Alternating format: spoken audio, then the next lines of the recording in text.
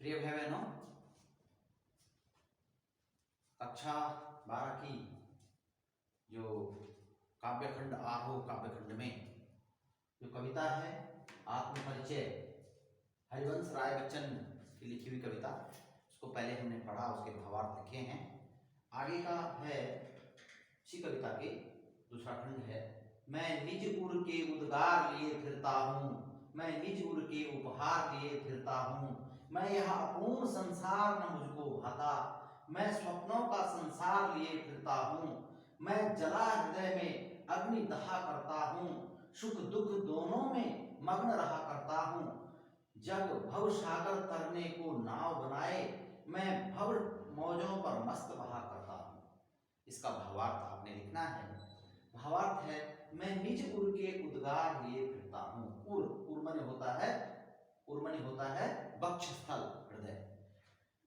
कवि वचन कह रहे हैं कि मैं अपने हृदय के उद्गार को लिए फिरता हूँ। मैं अपनी कविताओं में, मैं जो मेरी कविता है, जो मेरी काव्य हैं, ये संसार के लिए एक उपहार है।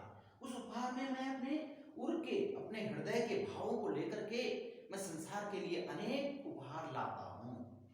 मैं निज उर के उपहार लिए फिरता हूँ। अर्थात यहाँ जो मैंने कहा कि मैं इस संसार के कल्याण के लिए, इस संसार की भलाई के लिए, इस संसार की अच्छाई के लिए अनेक उपहार रूप में मैं अपनी कविता को प्रस्तुत करता हूँ, अपनी कविताएं गाता हूँ, अपनी कविताएं लिखता हूँ। संसार के कल्याण के लिए मेरी जो कविताएं हैं वो उपहार समान है, ठीक है ना। मैं अपने हृदय की जो कविता या हृदय की जो अच्छाइयों को, प्यार को जो संसार के लिए और उपहार के रूप में लाता हूँ, वो इस संसार के लिए एक उपहार है यह अपूर्ण संसार न मुझको भाता। ये जो संसार है ये अपूर्ण है। इस संसार में अनेक प्रकार की व्याधाएं हैं, बाधाएं हैं, विघ्न हैं, अभाव हैं, कमियां हैं। इस संसार में अनेक प्रकार के कष्ट हैं, पीड़ा हैं। मुझे ये संसार बिल्कुल अच्छा नहीं लगता है। कवि वचन कहते हैं कि मुझे संसार अच्छा नहीं लगता है, मैं स्वप्नों का संसार लिए फिरता हूँ। कवि वचन कहते हैं कि मैं स्वप्नों का संसार मानी कल्पना लोग, मैं अपनी कल्पना, मैं अपने काव्य में अपनी कल्पना का संसार बनाता हूँ। मैं अपने काव्य में अपनी कल्पना का संसार बनाता हूँ और अपनी कल्पना के आधार पर जो संसार है, इस संसार के कल्याण की कामना करता हूँ। इस संसार के लिए मैं अपनी कविताओं को उपहार के रूप में प्रस्तुत करता हूँ और एक कवि का इस प्रकार का उपहार, इस प्रकार का काव्य समाज और संसार के लिए उपहार ही है। मैं हृदय में अग्निदहा करता हूँ, मैं जला हृदय में अग्निदहा करता हूँ। दहा करता हूँ का मतलब है जलता रहता हूँ। मैं इस संसार के अभावों को, इस संसार की कमियों को, इस संसार की पीड़ा को देख करके मेरा हृदय जलता रहता है। मैं उससे जलता रहता हूँ, मुझे इससे कष्ट होता रहता है। इस प्रकार कवि वचन कहते हैं, सुख दुख दोनों में मग्न रहा करता हूँ मैं उसमें। मुझे, हालांकि मुझे सुख और दुख से, मुझे ना किसी सुख से बहुत आनंदित होता हूँ और ना किसी दुख से मैं बहुत अधिक पीड़ा में रहता हूँ। बहुत अधिक सुख हो जाए तो मैं उससे आनंदित भी नहीं होता हूँ, और बहुत अधिक दुख हो जाए, बहुत अधिक कष्ट हो जाए, मैं उससे अधिक विचलित भी नहीं होता हूँ। सुख और दुख दोनों में मैं मग्न रहा करता हूँ, मैं प्रसन्न रहता हूँ और अपनी कल्पना लोक में विचलित होता रहता हूँ। ऐसा वो अपनी कविता में कहते हैं, जब भव सागर तरने को नाव बनाए, मैं भव मौजों पर मस्त बहा करता हूँ। भव सागर मानी होता है सांसारिक जीवन रूपी समुद्र। ये संसारिक जीवन रूपी जो समुद्र है, इसकी नावों में, इसकी नाव में मौजों मानी होता है लहरों, जो लहरें होती हैं, लहरें ऊपर नीचे बह रही हैं और उन ऊपर नीचे की लहरों में मेरी नाव इस प्रकार से उसमें बह रही है, जैसे थपेड़े खा करके मैं उस नाव में मस्त होकर के बह रहा हूँ। इस संसार रूपी जो काल्पनिक नाव मेरी है, इस संसार की जो नाव के जो मैंने कल्पना रूप में बनाई है, उसको लेकर के संसार की चिंता न करते हुए, संसार के अभावों को मैं बिल्कुल किनारे करते हुए अपनी कल्पना का संसार बनाता हूँ और उसमें मैं निरंतर अपनी नाव को क्या कहते हैं, जो कठिन परिस्थितियों में भी लहरों की थपेड़े खाते हुए मैं अपनी नाव को आगे निर्बाध गति से आगे बढ़ाता रहता हूँ और मस्त होकर के मैं आगे बढ़ता रहता हूँ, ऐसा कवि वचन अपनी कविता में कहते हैं।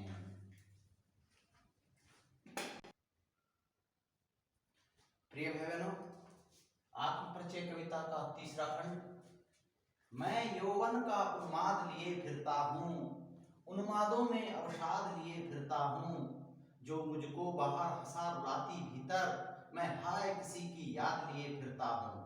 कर यत्न मिटे सभी सत्य किसी ने जाना, नादान वही है हाय जहाँ पर दाना, फिर मूढ़ न क्या जग जो इस पर भी सीखे, मैं सीख रहा हूँ सीखा ज्ञान भुलाना। यौवन मनी होता है जवानी, उन्माद मनी होता है प्रेम की सनक, अवसाद मनी है दुख उदासी, यत्न मनी प्रयास, दाना मनी लोभ, भोग विलासिता का सामान, लालच, मूढ़ मनी मूर्ख। कवि वचन कह रहे हैं कि मैं अपनी जवानी, अपने यौवन माने अपनी जवानी का उन्माद में होता है प्रेम की सनक, मैं अपनी जवानी के अपने उसके यौवन अवस्था में, पूर्ण यौवन अवस्था में और अपने प्रियतम के लिए मेरे जो मन में प्रेम है, प्रीति है, उसको लेकर के, अपने काव्य को लेकर के और इस संसार में फिरता रहता हूँ, उन्मादों में अवसाद लिए फिरता हूँ। उन्मादों में जो है मैंने जो मेरी सनक है, प्रेम की सनक है, जो परम पिता परमात्मा के लिए मेरी जो ये सनक है काव्य में, मैं उसका अवसाद लिए फिरता हूँ। अवसाद माने दुख और उदासी, मैं ढूंढता रहता हूँ, मैं उसको हर पल उस प्रियतम उस परमात्मा को मैं हर समय खोजता रहता हूँ, ढूंढता रहता हूँ, जो मुझको बाहर हंसा रुलाती भीतर।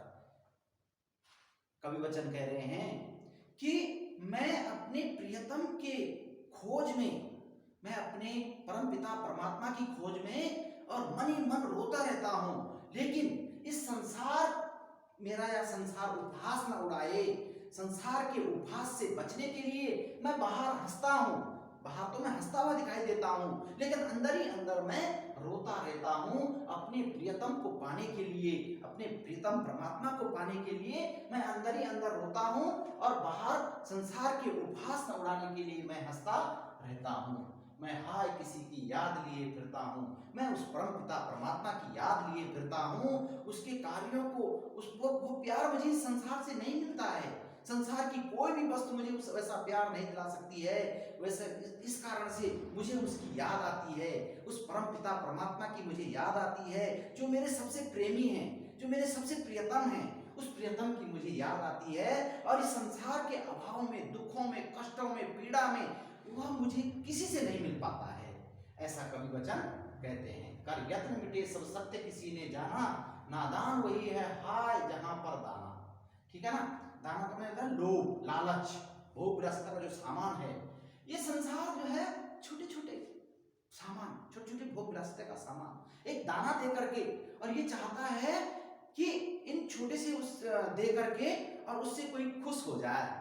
जिस प्रकार जो है हम कोई लालच की वस्तु दे देते हैं, उस लालच से थोड़ी देर के लिए बच्चे को हम कोई उपहार दे देते हैं ना, कोई सामान दे देते हैं, लालच दे देते हैं, उससे वो प्रसन्न हो जाता है। लेकिन मैं इस संसार के किसी भी लालच और किसी भी ऐश्वर्य और इस प्रकार की वैभव की जो सामग्री है उससे प्रसन्न नहीं होता हूँ, क्योंकि मेरे को तो मेरे प्रियतम का दिया हुआ जो श्रेष्ठ उपहार और प्यार है वही सबसे बड़ा है, मुझे वही सबसे अच्छा लगता है।